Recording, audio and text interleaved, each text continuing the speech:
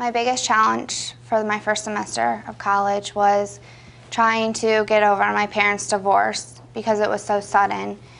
Everybody has that inner voice, that inner conversation, and mine was poor. It didn't tell me nice things. I didn't have a great childhood growing up, and as a result, I looked negatively at life and at myself and at other people, and thought that people looked at me the same way and that everybody thought that way. And my biggest challenge this term was learning to turn that around and realize that everybody doesn't think negatively, and I don't have to.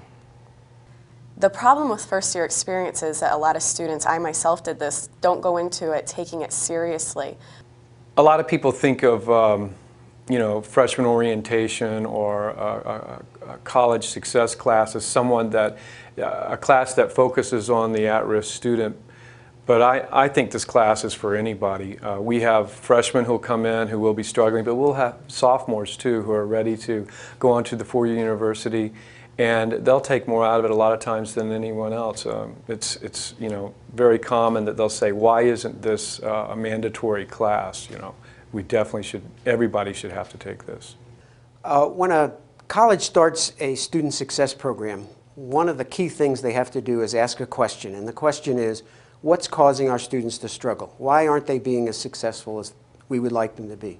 The conventional wisdom for the last 20 or 30 years has been students lack two things. They lack study skills and they lack information about resources at the college, and that's why they don't use all those resources effectively.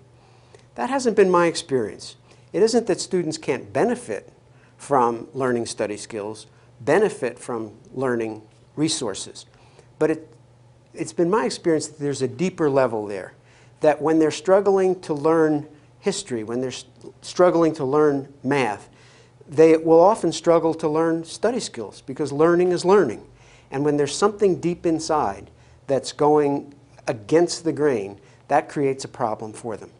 So the approach of empowering the student is a very different approach because it says once we empower the student, then learning those study skills, learning those resources is a piece of cake for them.